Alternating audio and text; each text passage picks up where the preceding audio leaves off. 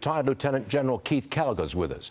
General, Biden hasn't been seen in days. Defense Secretary Austin in the hospital. Who do you think is actually running the show?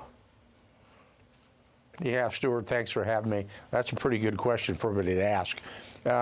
Look, I'm glad we did something last night in these strikes. That's pretty good. But the next step is going to be more important because they're going to retaliate. They're going to come back at us. And my frustration I've got with everything that's happening, Stuart, is that it's taken this long for this to happen. And we were actually driven into this by economic concerns, meaning the shipping lines. You know, you had Maersk, you had Hapag-Lloyd, you had Singapore Shipping, all saying no more ships through the Red Sea. We're going around Africa, the Cape of Good Hope, and which doubles the transit time and doubles the cost of container shipping. We finally said, okay, enough is enough. But my concern, again, is going to go back to once they retaliate, and they will, what is this president going to do? What is the Secretary of Defense going to do? What are we going to do militarily? Well, General, what do you think we should do? Yeah, well, you know, sure, you almost have to look. You don't have a lot of targets in Yemen. I mean, the targets they went after said, okay, it's not really what we'd call in the military a target-rich environment.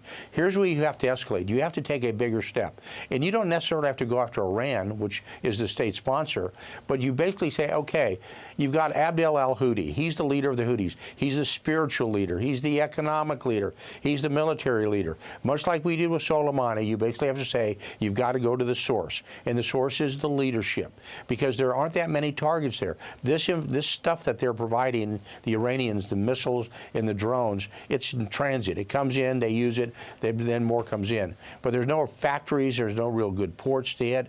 So they're going to have to do something dramatic. It's going to be a change, but they're going to have to do it. The problem you run into, it's a question of will. And that, what I mean by that is intestinal fortitude. Are you willing to go up the escalation ladder? Are you willing to go there? Are you willing to take that risk? And you've got to be able to say yes if you're going to quiet this down. Otherwise, this is going to go on. I guarantee you there's going to be another attack in the near term. Do you think it's likely that this president would take out the leader of the Houthis, as you suggest? Do you think he's likely to do that? I don't. And I don't think his party would have it. The Democrats don't want this, I don't think. Yeah, Stuart, look, that's what I think I would recommend to the former president.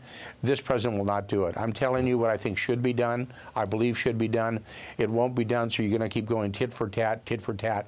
And what's going to happen, though, Stuart, if they send a missile, the Houthis, and it hits an American warship, it kills a lot of American sailors, and that's clearly in the line of the probable, then you've got a real problem on your hands, and then you're going to have to really escalate. And then it's going to be interesting what this administration does. A more likely retaliation by the Houthis would be to attack Saudi Arabia's energy assets in the Red Sea, and that would be a very serious move. Would that then produce a firm reaction from us? No, I don't think so, Stuart. This is one of those, well, it's a regional issue.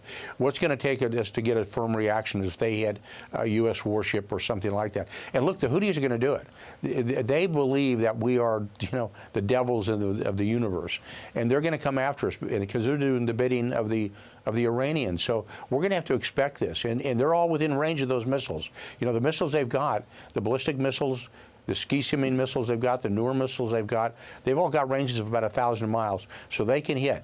And if they want to do it, they will. I don't think anything external to us getting hit from a military perspective, meaning our ships, our vessels, is going to cause any more reaction. It's going to be one of those, gee, Saudis, I'm sorry it happened. And look, let's be honest about it, Stuart, you know this. The relationship between MBS, Mohammed bin Salman, and the president is not really good. You know, the Crown Prince gave him a fist bump, not a hug. Got it. General Keith Kellogg, thanks for joining us, sir. We always appreciate it, and see you soon.